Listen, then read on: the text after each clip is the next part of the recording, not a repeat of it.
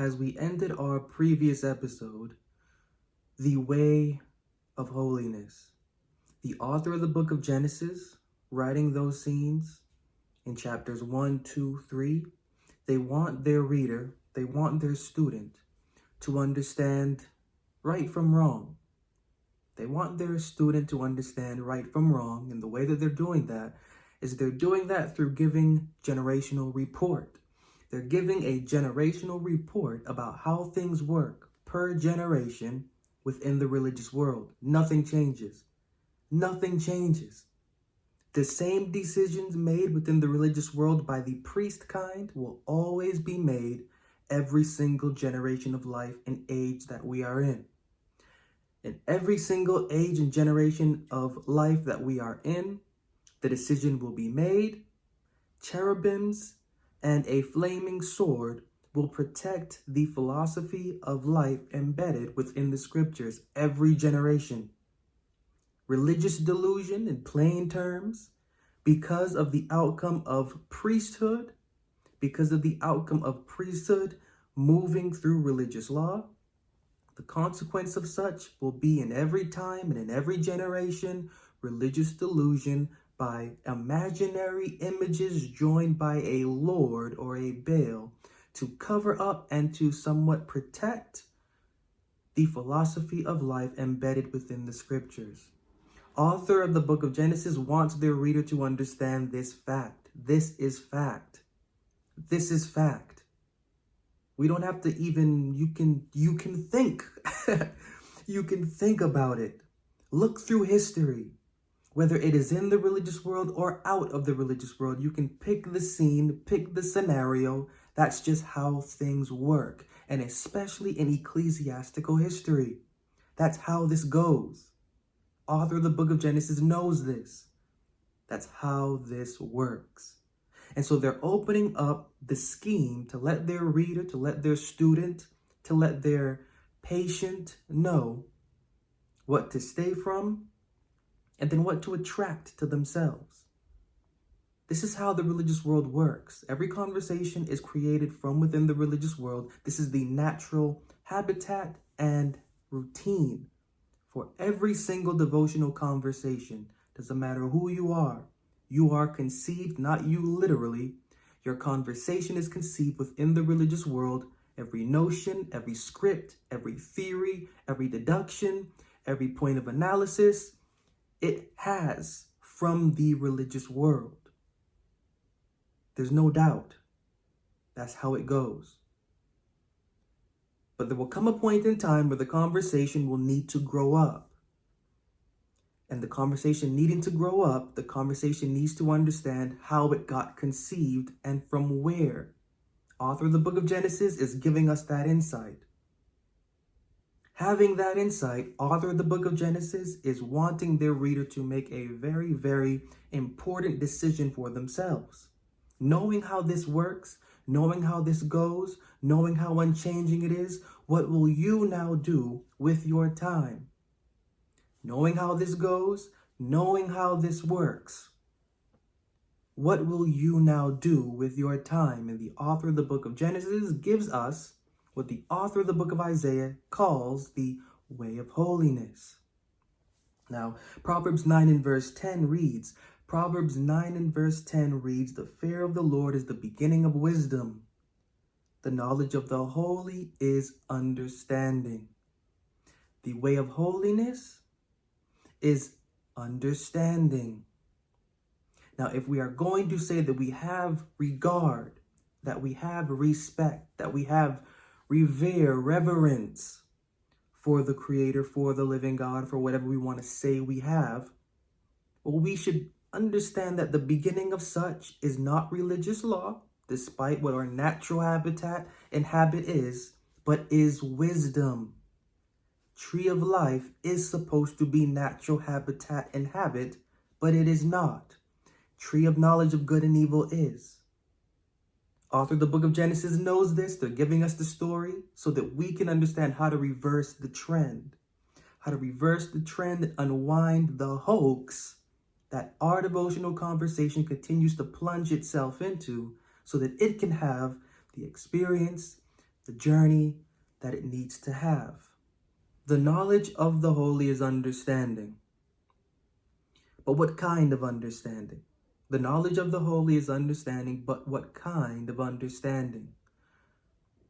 To answer that question is not so difficult, because it just so turns out that in my most recent book of Faith That Works, I have a chapter dedicated to this subject. The chapter is called The Way of Holiness.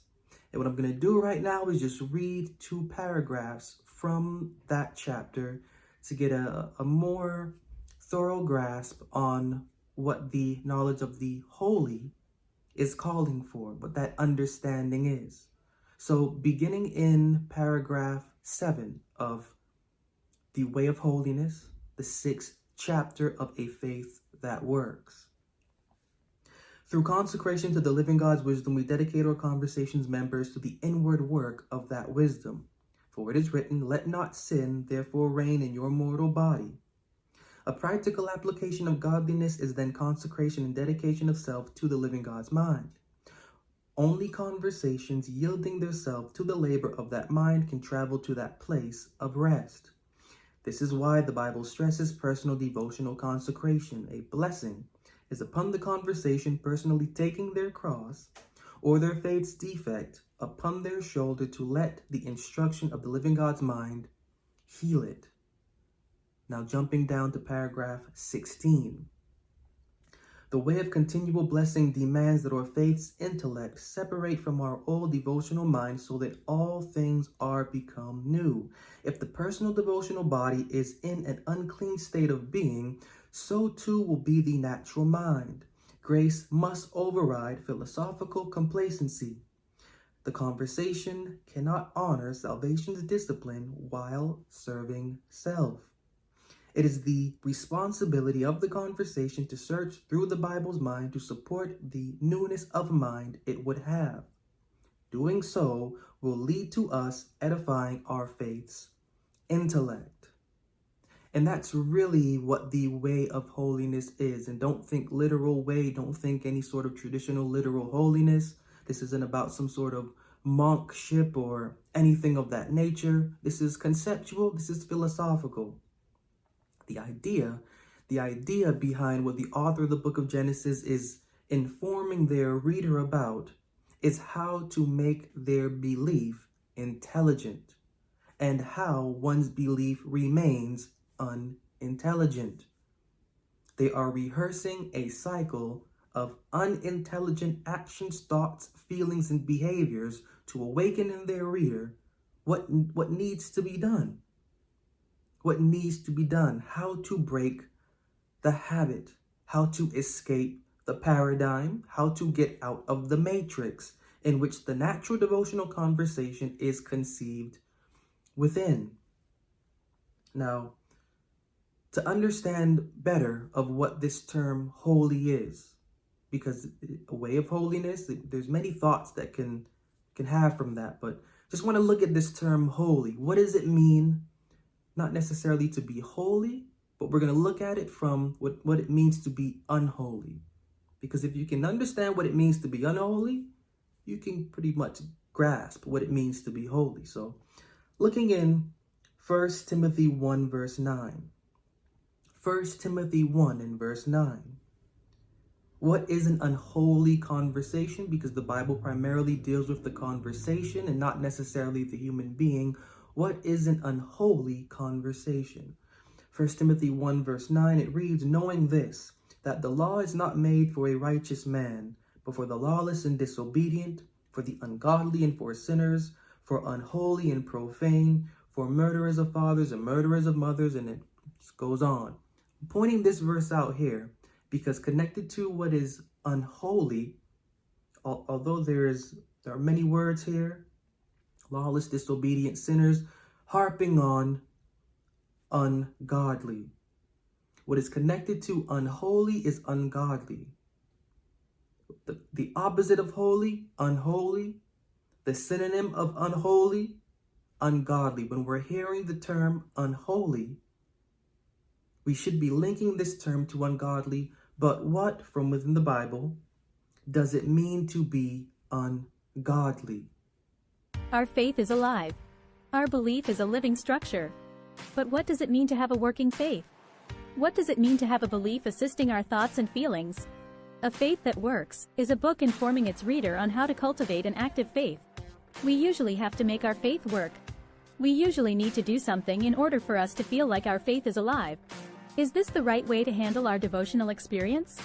Find correct guidance and instruction on how to carry the body of your faith in A Faith That Works.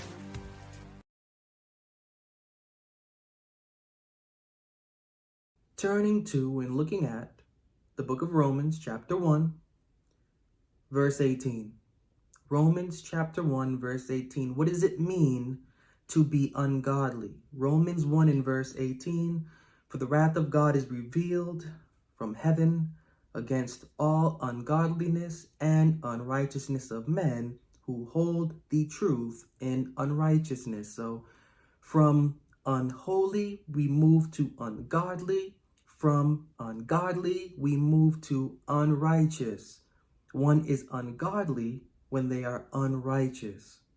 Now, what does it mean to be unrighteous? And I'm flying by quickly through this because plenty of episodes prior I've explained this, but for context, this needs to be placed into the matter.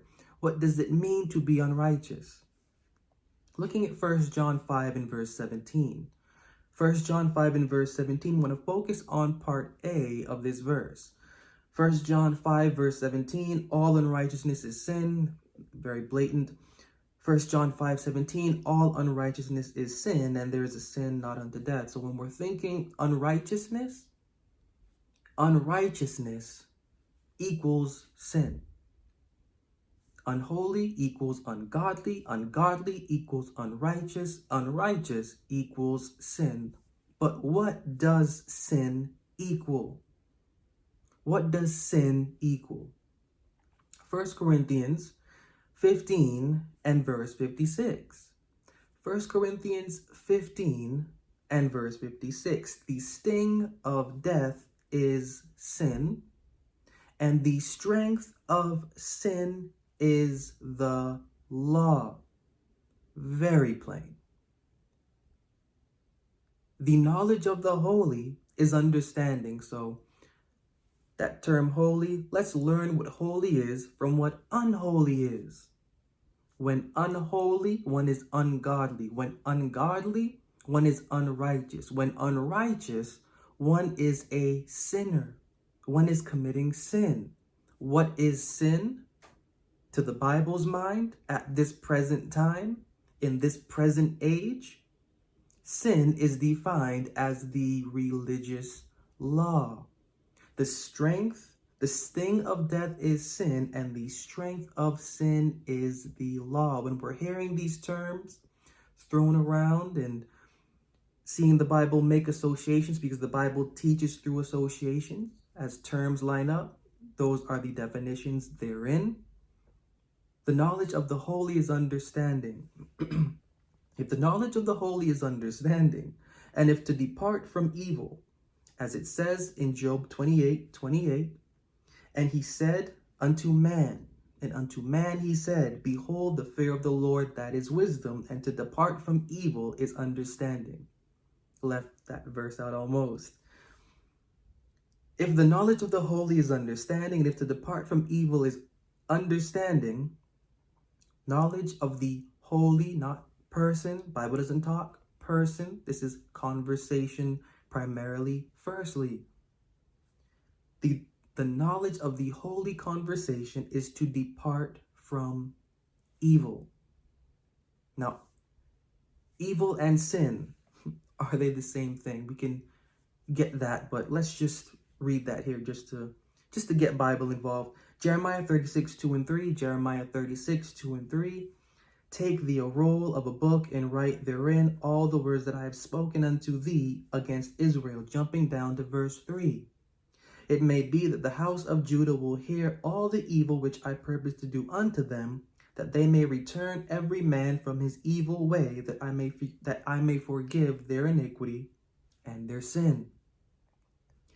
Genesis 50, 16, and 17. Genesis 50, 16, and 17. They sent a messenger unto Joseph, saying, Thy father did command before he died, saying, So shall you say unto Joseph, Forgive, I pray thee now, the trespass of thy brethren and their sin. For they did unto thee evil. And now we pray thee, forgive the trespass of the servants of the God of thy father. Joseph wept when they said this unto him. Highlighting this here because the knowledge of the holy is understanding, to depart from evil is understanding. The knowledge of the holy, then, when taken into consideration of these two verses, is to depart from evil, and Bible highlights evil being connected to sin. So when you think about it, you may be like, do I really need the Bible to tell me what is good and what is evil? I understand already that evil is good. Do I really need someone to go up into a mountain and then come back down from the mountain to tell me murder is bad? We have these, natural, whatever we want to have, or whatever level we are at as human beings, definitions of good and of evil, but Bible is teacher. And when the Bible is the teacher, as student as we ought to be, we should remain silent in the time of silence to learn. And to the Bible's mind, evil and sin, it is not aligned with natural thought. To the Bible's mind, what is evil, what is sin, is religious law. What is evil, what is sin, is philosophy of religious law. Not just the illustration in the book of Genesis blatantly confessing this. From the episode prior to now, I will quote again Galatians 3:13, which is very plain and very simple. Galatians 3:13, Christ has redeemed us from the curse of the law, being made a curse for us, for it is written, Cursed is everyone that is hanged on a tree. This is very plain and very simple. This is basic Bible philosophy. Core Bible philosophy is religious law, no good. And if one is redeemed, just looking at this. Christ has redeemed us from the curse of the law. If you are redeemed from something, does that mean that you are being purchased or that you are escaping from something good? If it were good, there would be no need for a redemption from it. Philosophy of the religious law is sin and is evil to the Bible's mind in this present time. Always has been. It just hasn't been as clear as it should be, as it is right now. When the conversation is maintaining itself by the philosophy of the religious law, by religious law, the conversation is sinful. When doing so, the conversation is unrighteous. When doing so, the conversation is ungodly. When doing so, the conversation is unholy. Therefore, we can know, knowing what unholy is defined as, which is the conversation moving by religious law, holy is contrary to this. The holy conversation is without movement by religious law. That's why it says the fear of the Lord is the beginning of wisdom. Because there is no wisdom, there is nothing that connotes wisdom from within the philosophy of the religious law. That's why the author writing the book of Romans says that when it comes to the religious law, it is as a form of truth and a form of knowledge. It is a form. It is not any actual substance. It is not the reality. It is a form. It is a form.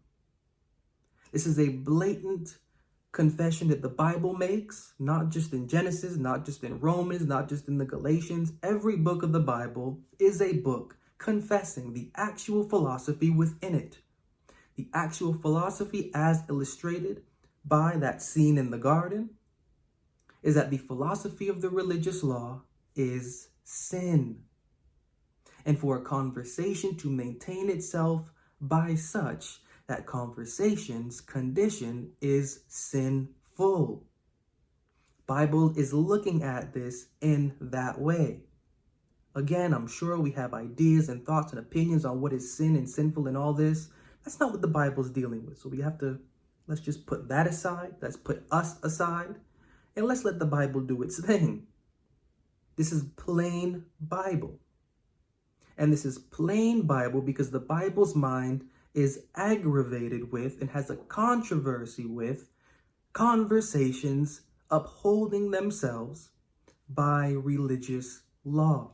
That's the point of the story of that garden in Eden. That's the entire point. That's the point of Genesis 1. That's the point of Genesis 2. That's the point of Genesis 4.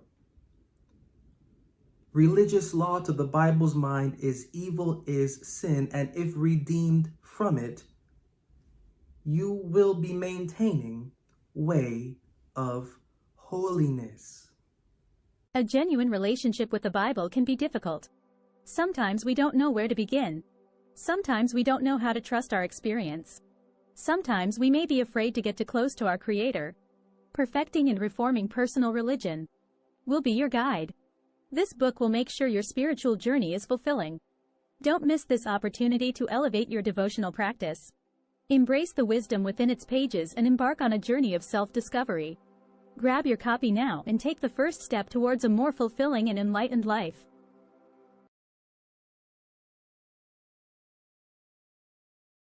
So when we think way of holiness, we ought not think some sort of religious fanaticism or anything along those lines of some sort of esoteric discipline, training. The Bible doesn't go into that direction. Way of holiness is a philosophical concept. Philosophical concept of the way of holiness is understanding, acknowledging, recognizing, and moving forward with an understanding that the religious law is the present definition of sin. Not because I'm saying so. This is Bible. And if you are a whatever degree of a believer on a Jesus or a Christ is, to hear that Christ has redeemed us from the curse of the law, this ought to do something. This ought to do something. And what it ought to do is to cause a shift in understanding so that the conversation can move into the direction of what the fear of the living God is. Its beginning is at wisdom. That means when able to understand that the redemption is from the religious law, the path, the course to that guarded tree of life begins to open up. No longer will imaginary figures joined by a Lord or a Baal be the center scheme. It will disappear. All of that will disappear. What will become bright is the path, is the manner to that code of understanding of what is quote unquote life at the center of the scriptures. That is the way that the author of the book of Genesis is pointing out. The author of the book of Genesis wants their reader to understand, and that in doing so, they want their reader to take for themselves, to take personally, to take hold, to take care, to take concern for how their devotional conversation is upheld, how they strengthen it, how they nourish it, how they edify it, how they let it reflect on itself, and how they let it be it without them getting in the way. So the authors of the Bible, they are writing in a way to let their readers take control without taking control. They're letting their readers know how to give control without not experiencing the effect thereof. When allowing their readers to understand how to let that go, bringing their readers into scheme of thought, into frame of mind, just so that for the sake of their personal devotional conversations, growth and development, knowing how ecclesiastical history works, they can take for themselves what they would and apply for themselves how they should. Because the idea, as conveyed again in that garden, is redemption from what is sin. Bible likes to, first off, give what is ungodly. Bible likes to give, first off, what is ungodly, so that by understanding again, as on the surface, we won't understand that what we are reading is ungodly. We won't get the scene, but to the certain conversation, to the certain heart and mind, wanting to better self personally and devotionally, understanding will shine. How the Bible frames itself will be understood, and understanding that mind, that conversation, they will begin to see how the Bible manifests itself in right ways. So the author of the book of Genesis is an absolute genius, because what they are giving to us is brilliant philosophical and ecclesiastical history through colorful language that, when deciphered and discerned, is supposed to engage the conversation away from its old mind, away from its, I should say, natural devotional mind, to understand the intended mind, the mind that is protected by imaginary images and a veil. But we can cut through all of that, and that's, again, not going to be something easy, because we are going against many years of opinion that we take to be fact, many years of theory that we take to be fact, and so on and so forth. But if able to do so for the sake of the devotional conversation's growth and development, that path to understanding will lead to our conversation being classed and categorized as quote unquote holy. And this is the beginning of an understanding that will unfurl the meaning for us even being on this journey and experience, whether in a human sense or whether in a devotional or philosophical sense.